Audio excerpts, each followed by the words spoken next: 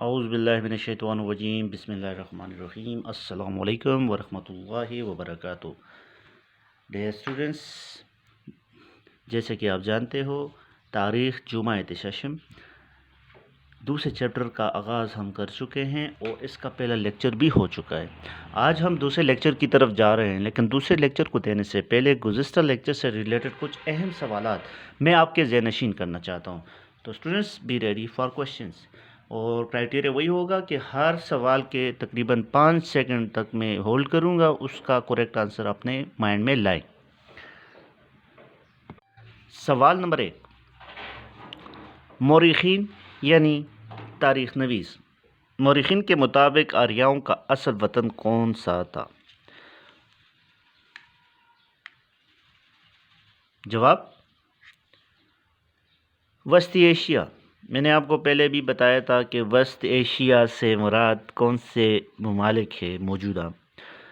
یہ پاکستان کے شمال مغرب میں واقع ممالک ہیں، جس میں تاجکستان، ترکمنستان، کرغزستان، ازبکستان اور آذربائیجان کے ممالک واقع ہیں۔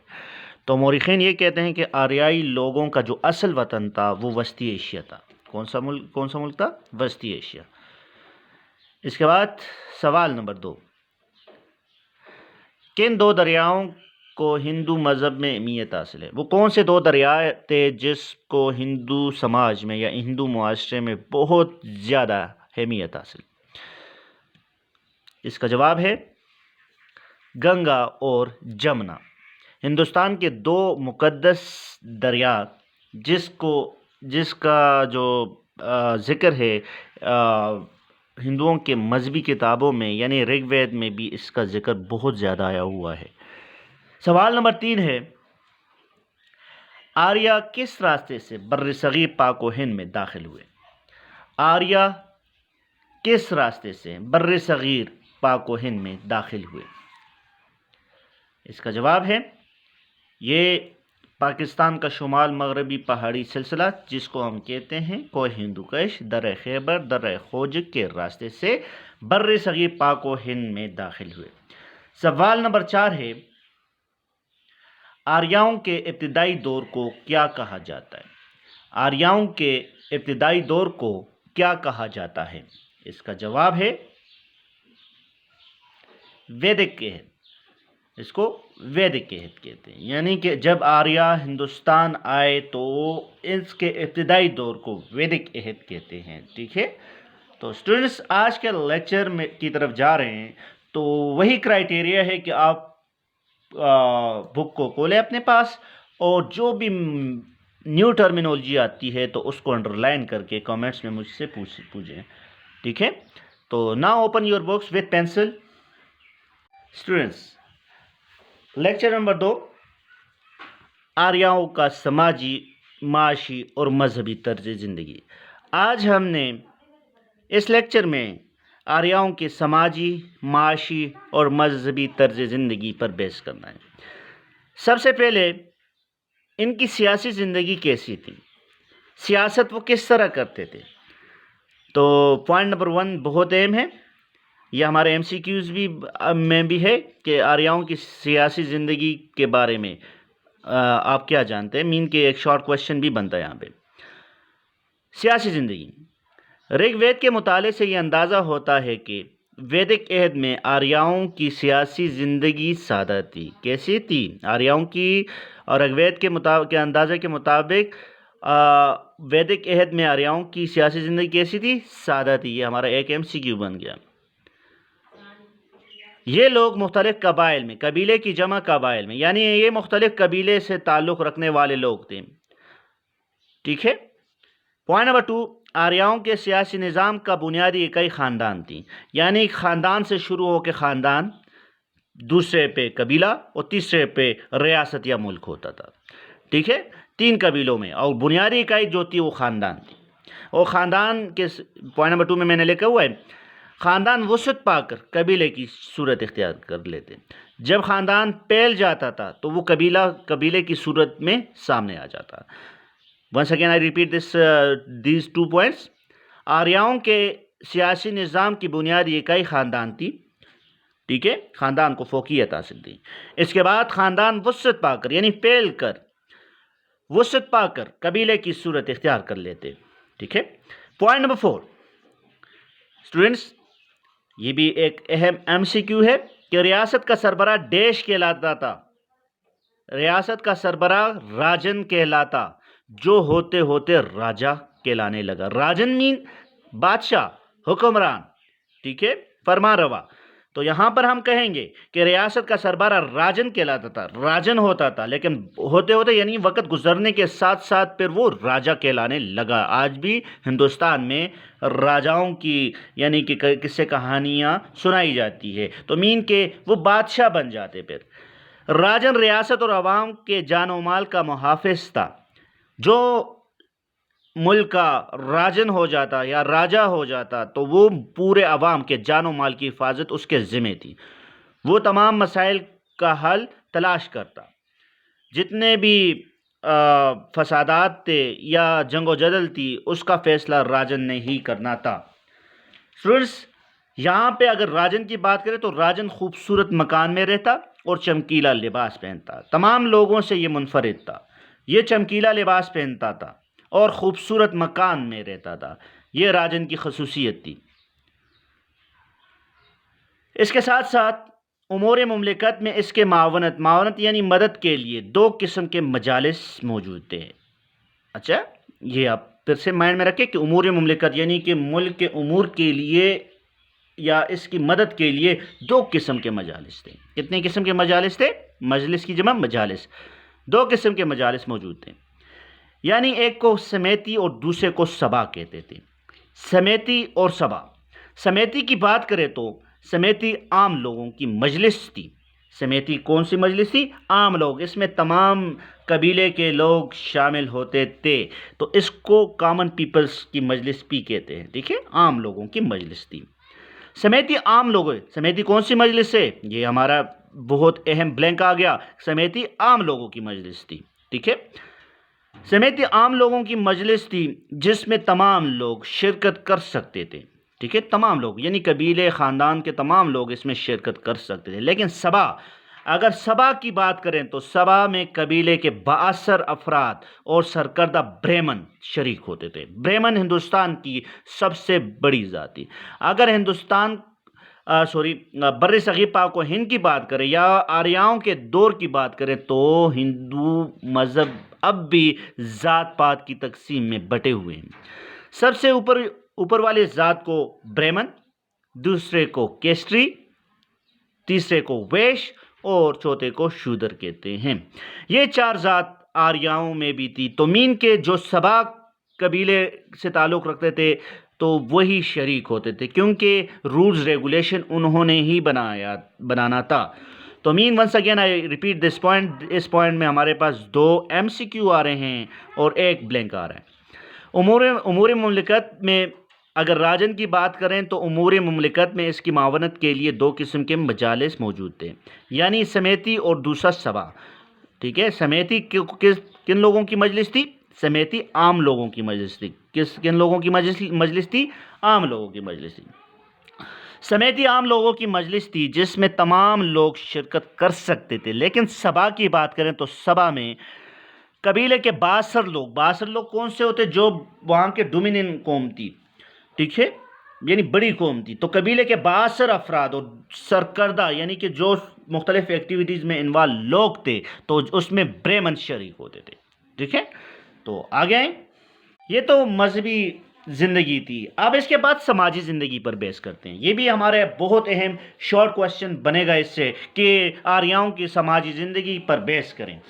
تو اسٹوڈنٹس، سماجی زندگی کی بات کریں تو میں نے کی پوائنٹس یہاں پہ لکھے ہوئے ہیں، یہ آپ لوگوں نے اپنے ذہن میں بٹھانے ہیں۔ سماج معاشرے کو کہتے ہیں، یعنی کہ سماج ان کے معاشرتی زندگی کیسی تھی۔ یہ قوم مختلف قبیلوں میں بٹی ہوئی تھی، میں نے آپ کو بتایا تھا، پہلے خاندان، پھر اس کے بعد قبیلہ، پھر ملک کا سربراہ یا ملک کے امور آتے ہیں، یعنی 3 بڑے درجوں میں اس کو تقسیم کیا جاتا ہے سماج کو۔ یہ قوم مختلف قبیلوں میں بٹی ہوئی تھی، تقسیم تھی۔ ہر خاندان کا بزرگ مرد اس کا سربراہ ہوتا تھا، یعنی کہ ملک کا یا خاندان کا سربراہ مرد ہوتا تھا اور مرد ہی تمام فیصلوں کو چکتا کرتا۔ پوائنٹ نمبر 3 ہے سماجی ڈھانچے کی بنیاد خاندان پر استوار تھی، یعنی کہ سماجی ڈھانچہ صرف خاندان پر ہی رکھی جاتی تھی۔ اس کے بعد پوائنٹ نمبر 4 ہے خاندان کے افراد ایک ہی مکان میں رہتے تھے، خاندان کے افراد ایک ہی مکان میں رہتے، یعنی کہ سارے مل جل کر رہتے تھے خاندان کے افراد۔ جب قبیلوں میں بیٹھ جاتے تھے تو پورا یعنی کہ علاقہ ایک ہی خاندان کے قبیلے کا ہوتا تھا۔ اس کے ساتھ پوائنٹ نمبر 5 ہے عورتیں اپنی آرائش و زیبائش کے لیے سونے چاندی کے زیورات بھی پہنتی تھی۔ اسٹوڈنٹس، عورتیں اپنے آرائش و زیبائش سے مراد خوبصورت اور دلکش بنانے کے عمل کو کہتے ہیں۔ تو عورتیں اپنے آپ کو خوبصورت دکھانے کے لیے کیا کرتی تھی؟ سونے چاندی کے زیورات بھی پہنتی تھی۔ اس کے ساتھ ساتھ وہ لوگ خوراک کے طور میں اگر خوراک کی بات کریں تو وہ خوراک میں سبزی، اناج، دودھ، پھل اور گندم وغیرہ کھاتے تھے۔ اب یہاں پر ایک شارٹ کویشچن بنتا ہے کہ آریائی لوگ خوراک کے طور پہ کس چیز کا استعمال کرتے تھے؟ وہ خوراک میں سبزی، اناج، دودھ، پھل اور گندم وغیرہ کھاتے تھے۔ پوائنٹ نمبر 7 اسٹوڈنٹس، قدیم آریاؤں کے معاشرے میں عورت کا مقام بہت بلند تھا۔ یہ ہم بات کر رہے ہیں آریاؤں کے پہلے دور کی، یعنی قدیم آریاؤں کے معاشرے میں عورت کا بہت بلند مقام تھا، لیکن وقت گزرنے کے ساتھ ساتھ عورت کا مقام ڈاؤن ہونے لگا، عورتوں کی عزت نہیں کی جاتی۔ جدید آریائی نظام کی بات کریں تو اس میں عورتوں کی عزت نہیں کی جاتی تھی، عورتوں کو باعث شرم سمجھا جاتا تھا، زندہ ہوتے ہی ان کو درگور کیا جاتا تھا۔ تو یہ جو اسلام سے پہلے جتنی بھی باتیں ہوتی تھی تو ان لوگوں پر یہ فٹ آتی تھی، تو یہ لوگ عورتوں کی عزت نہیں کرتے۔ لیکن قدیم آریاؤں کے معاشرے کی بات کریں تو اس میں عورت کو اعلیٰ مقام حاصل تھا، اور بیوہ جو ہو جاتی تو بیوہ عورت کو دوسری شادی کی اجازت حاصل تھی، لیکن موجودہ آریہ قوم جو ہندوستان میں آباد ہے تو عورتوں کو دوسری شادی کی اجازت نہیں دیتی، ٹھیک ہے؟ بیوہ کو دوسری شادی کی اجازت حاصل تھی، یہ کس میں؟ قدیم آریائی دور میں۔ اسٹوڈنٹس، اس کے بعد اس کی معیشت کی بات کریں، اقتصادی زندگی کی بات کریں تو اس میں آریہ زیادہ تر دیہات میں پھیلے ہوئے تھے۔ نمبر 2، آریاؤں کے اقتصادی زندگی کا دار و مدار زیادہ تر کھیتی باڑی اور مویشی پالنے پر تھا، ٹھیک ہے؟ یعنی کہ مویشی کو بہت زیادہ اہمیت حاصل تھی، لوگ کھیتی باڑی کر رہے تھے، تبھی تو انہوں نے وادی سندھ کی تہذیب پر حملہ کر کے خود قابض ہو گئے، کیونکہ دریائے سندھ کی جتنی بھی زرخیز زمینیں تھیں، ساتھ میں گنگا جمنا کی بات کریں تو ان پر قابض ہو گئے اور لوگوں نے کھیتی باڑی شروع کر دی۔ پوائنٹ نمبر 3 ہے آریاؤں کی مالداری اور دولت مندی کا اندازہ گائے اور بیل گاڑی کی ملکیت اور استعمال سے ہوتا تھا، یعنی کہ جس کے پاس گائے یا بیل گاڑی ہوتی تھی تو اس کی ملکیت کا اندازہ ہوتا تھا کہ یہ کتنا دولت مند اور مالدار ہے، ٹھیک ہے؟ آریاؤں کے مالداری اور دولت مندی کا اندازہ کس سے لگایا جاتا ہے؟ گائے، بیل گاڑی، یعنی اگر جس کے پاس گائے اور بیل گاڑی ہوگی تو اس کی ملکیت ہوگی تو اس کی دولت مندی کا منہ بولتا ثبوت ہوگا وہ۔ پوائنٹ نمبر 4 ہے ابتدا میں لین دین کا نظام، مال کے بدلے مال، جس کو بارٹر سسٹم کہتے ہیں، یعنی گائے کے بدلے مختلف قسم کی چیزیں لیتے تھے تو اس کو بارٹر سسٹم کہتے ہیں۔ بارٹر سسٹم کیا ہوتا تھا؟ مال کے بدلے مال دینے کو کہتے ہیں، ٹھیک ہے؟ یہ ہمارا ایک اور اہم MCQ آ گیا کہ مال کے بدلے مال کو کیا کہتے ہیں؟ Barter system. کیا کہتے ہیں؟ بارٹر سسٹم، یعنی کہ اگر کوئی چیز دی تو وہ جنس کے بدلے جنس خرید لینا، ٹھیک ہے؟ اس ٹائپ کی وہ کاروبار کرتے تھے۔ ابتدا میں لین دین کا نظام مال کے بدلے مال کے اصول پر وضع تھا، لیکن بعد میں گائے بطور زر کہتے ہیں رقم کو، یعنی گائے بطور زر استعمال کی جانے لگی، یعنی کہ دولت گائے دیتے تھے تو اس کے بدلے وہ بہت سی چیزیں خرید سکتے تھے، تو مین کے گائے کو خصوصی اہمیت حاصل تھی، بطور رقم پیسے بھی اس گائے کو استعمال کیے جانے لگے۔ اس کا آخری پوائنٹ ہے اقتصادی نظام کا۔ وقت گزرنے کے ساتھ ساتھ آریاؤں کی طرز زندگی اور دیگر پہلوؤں میں تبدیلیاں پیدا ہونے لگی، یعنی کہ بارٹر سسٹم ختم ہونے لگا، گائے کی اہمیت ختم ہونے لگی، اور ایون کہ جس طرح عورتوں کا مقام تھا ان کو وہ مقام نہ ملنے لگا، عورتوں کو باعث شرم سمجھنے لگے۔ تو وقت گزرنے کے ساتھ ساتھ آریاؤں کی طرز زندگی اور دیگر پہلوؤں میں تبدیلیاں رونما ہونے لگی۔ اب آخری پوائنٹ ہے اس کا مذہبی زندگی۔ ان کی مذہبی زندگی کیسے تھی؟ جس طرح وادی سندھ کی تہذیب کی بات کر رہے تھے، دیوی دیوتاؤں کو پوجا کرتے تھے، تو ایز اٹ از اس میں بھی تھا، لیکن اس میں دیوی دیوتاؤں کے علاوہ اور چیزوں کی بھی پوجا کی جاتی تھی۔ وہ کون کون سی چیزیں تھی جس کی پوجا کی جاتی تھی آریائی سماج میں؟ تو آریاؤں کی پہلی نسل خدا کی وحدانیت پر یقین رکھتے تھے، ٹھیک ہے، یعنی جس طرح مسلمان ایک خدا پر یقین رکھتے تھے، تو اسی طرح آریاؤں کی پہلی نسلیں جتنے بھی تھی تو وہ کہتے تھے کہ خدا ایک ہے۔ اس کے ساتھ ساتھ ان کے اور بھی عقیدے تھے، یعنی وقت گزرنے کے ساتھ ساتھ وہ سورج، چاند، آگ، ہوا اور پانی وغیرہ کو دیوتا سمجھ کر ان کی پوجا کرنے لگے۔ مین کے اس کے ساتھ وہ پہلے تو آریائی نسلیں خدائے واحد کی عبادت بھی کرتے تھے، اور وقت گزرنے کے ساتھ ساتھ وہ لوگ سورج، چاند، آگ، ہوا اور پانی وغیرہ کو دیوتا کہتے خدا کو، یعنی کہ ان کے مذہب میں خدا سمجھنے لگے۔ کس کو؟ سورج کو، چاند کو، آگ کو، ہوا کو، پانی کو وہ دیوتا سمجھ کر ان کی پوجا کہتے ہیں عبادت کو، یعنی کہ وہ ماننے لگے، ٹھیک ہے، ان کی عبادت کرنے لگے۔ ویدک ایج کی بات کریں، آریاؤں کے ابتدائی دور، ویدک ایج میں آریاؤں کے مذہب میں سادگی تھی، اور ساتھ ساتھ میں آریاؤں کے چند مشہور دیوتا یہ تھے۔ اگر ویدک ایج کی بات کریں تو ان کے رگ وید میں جن بتوں کی یا جن چیزوں کی عبادت کا ذکر ہوا ہے وہ یہاں پر میں نے لکھے ہوئے ہیں۔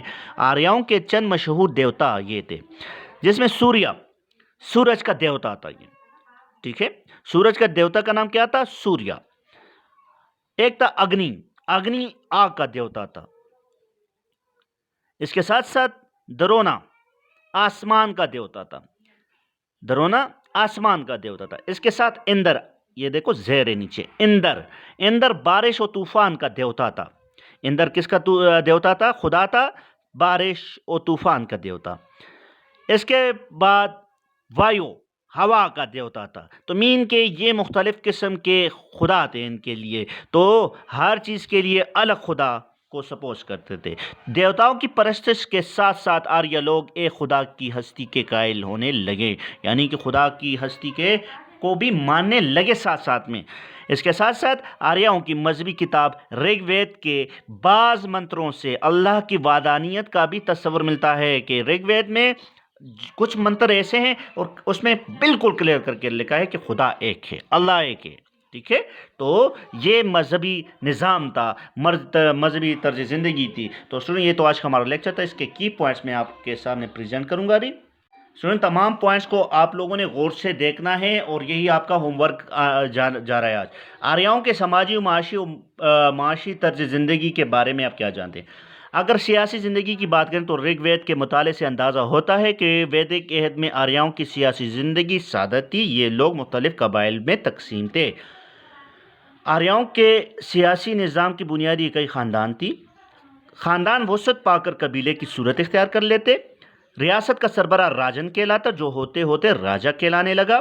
راجن ریاست اور عوام کے جان و مال کا محافظ ہوتا۔ راجن خوبصورت مکان میں رہتا اور چمکیلا لباس پہنتا۔ امور مملکت میں اس کی معاونت کے لیے دو قسم کے مجالس ہوتے تھے۔ مجلس کی جمع مجالس، یعنی سمیتی اور سبھا۔ سمیتی عام لوگوں کی مجلس تھی جس میں تمام لوگ شرکت کر سکتے تھے۔ اس کے ساتھ سبھا کی بات کریں تو سبھا میں قبیلے کے بااثر افراد اور سرکردہ برہمن شریک ہوتے تھے۔ سماجی زندگی کی بات کریں تو یہ قوم مختلف قبیلوں میں بٹی ہوئی تھی۔ ہر خاندان کا بزرگ مرد اس کا سربراہ ہوتا تھا۔ سماجی ڈھانچے کی بنیاد خاندان پر استوار تھی۔ خاندان کے افراد ایک ہی مکان میں رہتے تھے۔ عورتیں اپنی آرائش و زیبائش کے لیے سونے چاندی کے زیورات بھی پہنتے تھے۔ وہ خوراک میں سبزی، اناج، دودھ، پھل اور گندم کھاتے تھے۔ قدیم آریاؤں کے معاشرے میں عورت کا بہت بلند مقام تھا۔ بیوہ عورت کو دوسری شادی کی اجازت تھی۔ اقتصادی زندگی کی بات کریں تو آریہ زیادہ تر دیہات میں پھیلے ہوئے تھے۔ آریاؤں کی اقتصادی زندگی کا دار و مدار زیادہ تر کھیتی باڑی اور مویشی پالنے پر تھا۔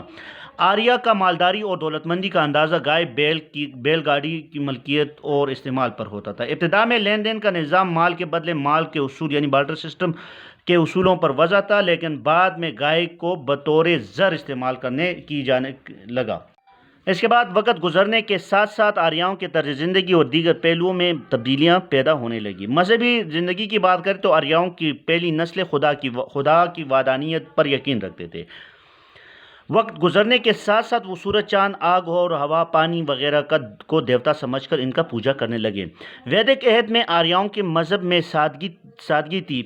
آریاؤں کے چند مشہور دیوتا یہ تھے: سوریا سورج کا دیوتا، اگنی آگ کا دیوتا، درونا آسمان کا دیوتا، اندر بارش و طوفان کا دیوتا، اور وایو ہوا کا دیوتا وغیرہ وغیرہ۔ دیوتاؤں کی پرستش کے ساتھ ساتھ آریہ لوگ ایک خدا کی ہستی کے بھی قائل ہونے لگے۔ اس کے ساتھ ساتھ آریاؤں کی مذہبی کتاب رگ وید کے بعض منتروں میں اللہ کی وحدانیت کا تصور بھی ملتا ہے۔ اسٹوڈنٹ، یہ تو آج کا ہمارا لیکچر تھا۔